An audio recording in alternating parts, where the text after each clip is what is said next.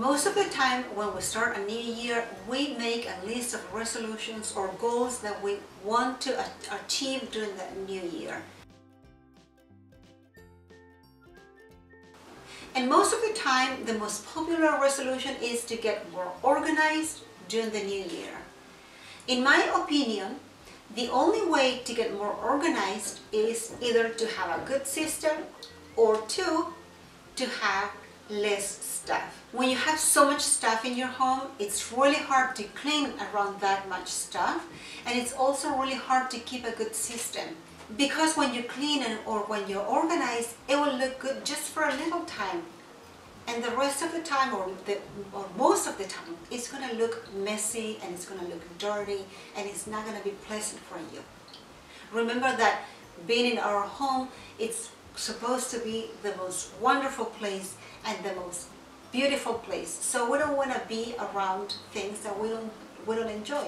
That's why I came up with 5 things you should get rid of during 2018. And I only chose 5 things because I don't want to overwhelm you. And we're going to go little by little. These 5 things are going to be related with the kitchen only. Today's video is how to get rid of things, or how to get rid of 5 things in the kitchen. And as we go, we're going to start tackling other places in the house, and I'll show you other things you should get rid of. But today, we're going to focus on the kitchen. And my first tip is to get rid of plastic containers.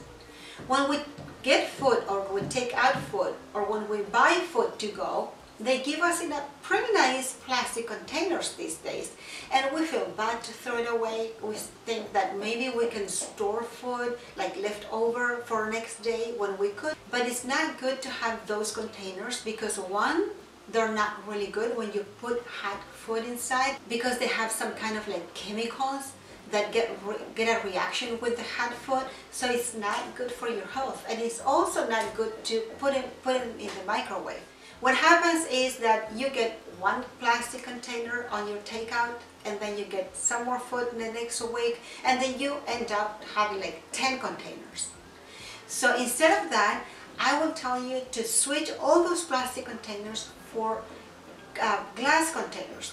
Those are better quality. It's something that is going to last you longer. It's better for your health as well because you can just take it out from the refrigerator if you put some leftovers and warm it up in the microwave. Plus, if you have glass containers, because they're a little more expensive, you're not going to buy them every week. You're going to stick to the ones you already have, and you're going to keep using them, and you're going to take care of them. The second item that I would go through is the tea towels that we have in our kitchen. Sometimes we go to the store and we see these beautiful tea towels, and I want to get them home, and I'm like, oh, should I get them or not? They're so pretty, but I already have so many. And sometimes we bring them home and they're so pretty, we don't want to use them, and we don't want them to get stained, and they stay there, and we keep using the others, and then the others are super dirty, super stained, super old. And so let's go through all the tea towels and see how many we really need. Do we need 10 of them? I don't think so. Probably 5. It's more than enough. So let's put them on the side. If they're in good condition, we can give it to someone else, and if they're not, just get rid of them. Another thing I believe we should get rid of are all those mismatched and chipped cups that we have. And not just cups, but also plates.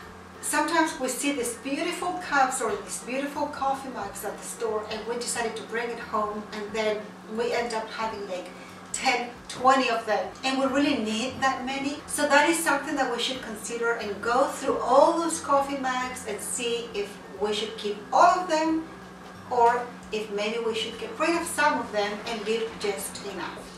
Another thing that we should go through is do all the things that we may have extra. For example, is it necessary that we have 5 wooden spoons or 6 spatulas? Why to have so many? Maybe you just need 1 or 2 or 3 maximum. But we don't need to have a lot of them, just enough for daily cooking. Same with other items that we may have at home, like Do we need 2 bottle openers? Do we need 3 scissors in the kitchen? Let's go through our kitchen cabinets and kitchen drawers and see what we have extra and just keep one of them.